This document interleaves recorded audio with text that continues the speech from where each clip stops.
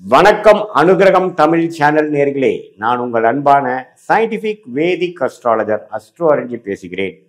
நல்லது நினைப்போம், நல்லதே நடக்கும். அடுத்த வரக்கூடிய 120 நாட்கள், அதாவது அடுத்த வரக்கூடிய 4 மாதங்கள், செப்டம்பர் 1ஆம் தேதியிலிருந்து 2025 டிசம்பர் 31ஆம் தேதி வரைக்கும் அந்த 4 மாதங்கள் மீனராசிக்காரர்களுக்கு எத்தகைய ஒரு பலாபலன்கள் நிறைந்த ஒரு காலகட்டமாக இருக்க போகுதுங்கிறது துல்லியமான சயின்டிபிக் வேதிக் அஸ்ட்ராலஜி முறையில் எந்தவித பரிகாரங்கள் அது மாதிரி விஷயங்கள் பார்க்காமல் உள்ளது உறவாறு சயின்டிபிக் அடிப்படையில் பார்க்க போகிறோம்.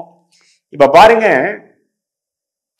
2025 ஏப்ரல் மாதத்திலிருந்தே சனிப்பெயர்ச்சி ஆனது மீனராசிக்கு ஒரு ஜென்மசனி விஷயத்தை கொடுக்கிறார். ராசிக்குள்ள சனி வருகிறார், பூரட்டாதி நட்சத்திரத்தில் சஞ்சரிச்சிருக்கிறார். அடுத்து வரக்கூடிய செப்டம்பர் அக்டோபர் மாதத்துல பூரட்டாதியிலிருந்து உத்திரட்டாதி நட்சத்திரத்துல சனி பகவான் சஞ்சரிக்க போகிறார், டிராவல் பண்ண போகிறார். அந்த அடிப்படையில என்னன்னா, எந்த நட்சத்திரத்துல எந்த ராசியில நாம பிறக்கிறோமோ அந்த நட்சத்திரத்துல சனி பகவான் டிராவல் பண்ணும் பொழுது சில பிரச்சனைகளும் சில மன அழுத்தத்தையும் கொடுக்குவார் அப்படிங்கிறது தான் பொது விதி.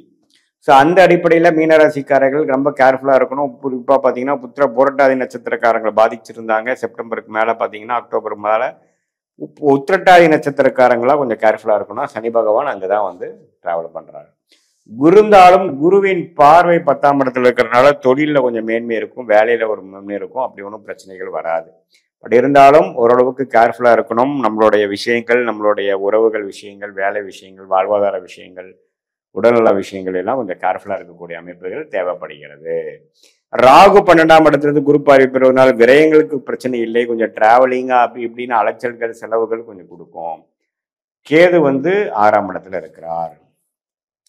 ஸோ ராகு கேதுகள் 6, 12 இருப்பது ஓரளவுக்கு பரவாயில்லை. சில பண விஷயத்துல கொஞ்சம் கடன் விஷயத்துல எல்லாம் ஓரளவுக்கு பரவாயில்லாத அமைப்பு. பட் இருந்தாலும் அந்த சனி ராசிக்குள்ள இருந்து ஜென்மசனி நடப்பதனால் கொஞ்சம் கேர்ஃபுல்லாக இருக்க வேண்டிய அமைப்பு தேவைப்படுகிறது. அதே சமயத்தில் மாதகாரங்கள் எப்படி போகுதுன்னா, ராசி அதிபதியை பார்க்கப்படக்கூடிய குருவால் பார்க்கப்படக்கூடிய புதன், சுக்கிரன், சூரியன், செவ்வாய் பார்த்தீங்கன்னா இந்த செப்டம்பருக்கு மேலே அக்டோபர், நவம்பர், டிசம்பரில் வருகிறார். ஸோ அந்த டைமில் பாருங்க, என்னதான் புதன் சுக்கிரன் 8ல் மறைஞ்சாலும் குரு பார்வை பெறுகிறார்கள். ஸோ அந்த அமைப்பில் பார்த்தீங்கன்னா கொஞ்சம் வராத பணம், கொஞ்சம் கூட்டமைப்பில் வரக்கூடிய பணம், சுப விரயங்களால் வரக்கூடியது, பங்குதார் மூலமாக வர்றது, மனைவி மூலமாக வர்றது, கணவர் மூலமாக வர்றது, அது மாதிரி சில அமைப்புகள் உண்டு.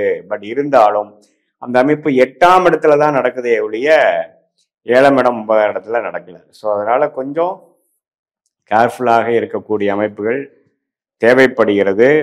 ஸோ மாத கிரகத்தின் சஞ்சாரமும் பார்த்தீங்கன்னா ஒரு மாதிரி அந்த செப்டம்பர் அக்டோபர் மாதம்லாம் ஓரளவுக்கு சிரமமாக இருக்கக்கூடிய அமைப்பு இருக்குது. ஏன்னா 8ஆம் இடத்துல போகிறார்கள். 6ஆம் வீட்டு அதிபதியாக சூரியனே 8ல் நீச்சமாகக்கூடிய அமைப்புகளாக இருக்கு. ஸோ பொதுவாக பார்க்கும் பொழுது எல்லா ராசிக்காரர்களுக்கும் ஓரளவுக்கு நன்மை சொல்லும் பொழுது இந்த மீன ராசிக்காரர்களுக்கு சில விஷயங்கள் பாதகமாக, சில விஷயங்கள் கான்சென்ட்ரேட்டடாக சீரியஸாக பார்க்கக்கூடிய அமைப்புகள் உறவுகள் விஷயத்தில், பண விஷயத்தில், உடல்நல விஷயத்தில், கேரியர் விஷயத்துல, நம்ம எடுக்கக்கூடிய டெசிஷன் விஷயத்துல எல்லாம் பார்க்கக்கூடிய அமைப்புகள் தேவைப்படுகிறது. ஸோ இதுதான் ஒரு பொதுவான பலன்களை தவிர, உங்களுடைய ஜென்ம ஜாதகத்துல நீங்க பிறந்த தேதி, பிறந்த நேரம் வைத்து எந்த மாதிரி ஒரு தசாபுக்தியில பிறந்தீங்க, என்ன தசை, எந்த புக்தி, அந்த தசநாதன் முக்திநாதன் எப்படி இருக்கிறார், எந்த நட்சத்திரம் இருக்கிறார், நல்ல ஆதிபத்தியமான தசைகள் போய்கொண்டிருக்கிறதா, அல்லது ஒரு சிரமமான ஆதிபத்தியங்கள் போய்கொண்டிருக்கிறதா, குருவின் பார்வையில் இருக்கக்கூடிய தசைகளா, சனியின் பார்வையில் இருக்கக்கூடிய தசைகளா, இதெல்லாம் பார்த்து நம்ம சொன்ன இந்த கோச்சார மீனராசியோட கோச்சார அமைப்பு, ஜென்மசனி அமைப்போட சேர்த்து பார்க்கும் பொழுது ஒண்ணுமே ஒரு துல்லியமான பலாபலன்கள் எப்படி நமக்கு அடுத்த வரக்கூடிய 3 மாதங்கள் 4 மாதங்கள் இருக்க போகிறது, அதுக்கு அடுத்த வரக்கூடிய லாங் டேர்ம் விஷயங்கள் எப்படி இருக்கு, எந்த நேரத்தில் எப்படி எடுக்கக்கூடிய அமைப்புகள் இருக்கு, நம்ம பிராப்தங்கள் எது மாதிரி காமிக்கிறது, மாற்றங்கள் நிறைந்ததாக இருக்கிறதா, அல்லது கொஞ்சம் ஸ்லோவா போகக்கூடிய அமைப்புகளா இருக்கா, அல்லது கொஞ்சம் நம்ம எதிர்பார்க்கிற விஷயம் உடனே நடக்கக்கூடியதா, கொஞ்சம் டிலேவோட நடக்குதா, உடல் நலம் எப்படி இருக்க போகிறது,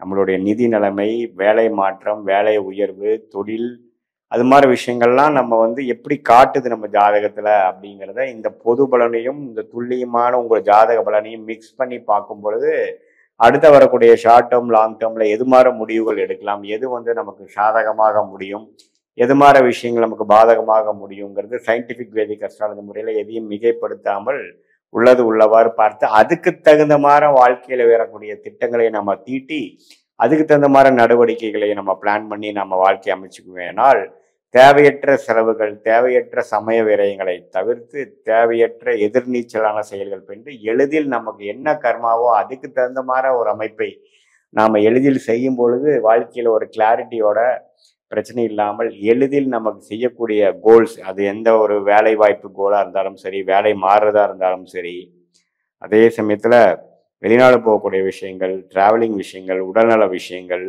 அதே சமயத்தில் கரியரில் வந்து ஹையர் ஸ்டடீஸ் போகக்கூடிய விஷயங்கள், திருமண விஷயங்கள், காதல் விஷயங்கள், உறவுகள் விஷயங்கள், இது சொத்து விஷயங்கள், இது எல்லாமே வந்து நம்மளுடைய ஒரு பாவம் நம்ம ஜாதகத்துல 1ஆம் பாவத்திலிருந்து 12ஆம் பாவம் வரைக்கும் இந்திய வேத ஜோதிடத்தின் சயின்டிபிக் அடிப்படையில நம்ம பார்த்து நாம இப்ப பார்த்து வரக்கூடிய அந்த கோச்சார் அமைப்பாகிய சனி, கேது, ராகு, குரு, இந்த மாத கிரகத்தின் ஆகிய சூரியன், சந்திரன், செவ்வாய், சுக்கிரன், புதன் எல்லாம் சேர்த்து வைத்து பார்க்கும் பொழுது எப்படி வந்து வாழ்க்கை நமக்கு பிராப்தம் இருக்கு, நம்மளுடைய ஜாதகம் எதை நோக்கி போகக்கூடிய அமைப்பு இருக்கு, நமக்கு எது சரியா வரும், எது சரியா வராது, எந்த நேரத்தில் எந்த முடிவு எடுத்தால் நமக்கு பாதகமாக இல்லாமல் எந்த நேரத்தில் நம்ம வந்து வேகமாக போகணும், எந்த நேரத்தில் நம்ம கொஞ்சம் அடக்கி வாசிக்கணும் அப்படிங்கிற மாதிரி எல்லா விஷயங்களும் மாணவர்களாக இருந்தாலும் சரி, சீனியர் சிட்டிசனாக இருந்தாலும் சரி, நடுத்தர வயதினராக இருந்தாலும் சரி, இளம் வயதினர், அதாவது 23, 25 வயசு காலேஜ் முடிட்டு வெளியில வரவங்களா இருந்தாலும் சரி, அல்லது கல்யாணமான புதிய தம்பதிகள் இருந்தாலும் சரி, குழந்தை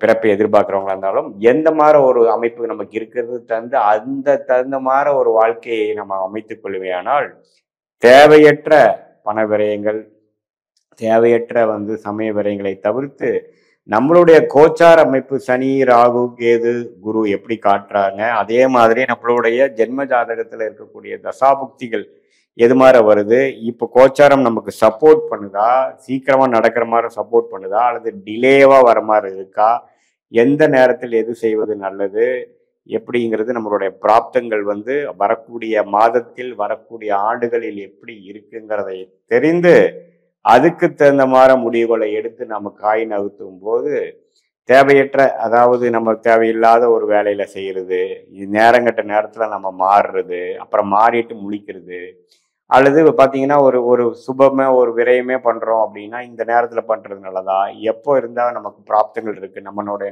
நேரம் எப்போ நல்லா இருக்குது, அந்த டைமில் பண்ணால் ப்ராஃபிட் அதிகமாக வருமா, எது மாதிரி விஷயங்கள்லாம் இருக்குங்கிறது நம்மளுடைய தசா புக்திகள் அந்தரம் சூக்ஷம லெவலில் நம்ம பிரித்து பார்த்து நட்சத்திரம் எப்படி இருக்குது, அந்த நட்சத்திரத்தில் எந்த கிரகங்கள் இருக்குது, எந்தெந்த கிரகம் எது மாதிரி அமைப்பு கொடுக்குது, உங்களுக்கு யோகமான தசைகள் எப்போ வருது, யோகமான புக்தி எப்போ வருது, அப்போ அல்லது இப்போ போயிட்டுருக்கிறதே என்னதான் மீனராசிக்கு ஜென்மசனி நடந்தாலும் ஓரளவுக்கு நல்ல அமைப்பு தான் போகுதாங்கிறது கூட்டி கழிச்சு நம்ம பார்க்கும் பொழுது சயின்டிபிக் வேதிக் அஸ்ட்ராலஜி முறையில துல்லியமான பலன்கள் சொல்லுது. அதுக்கு தகுந்த மாதிரி வாழ்க்கை முடிவுகளை நீங்க எடுத்து வாழ்க்கையில் வெற்றி பெற முடியும் என்று நான் சொல்ல விரும்புகிறேன். மீண்டும் மற்றொரு காணொலியில் சந்திப்போம். நன்றி, வணக்கம்.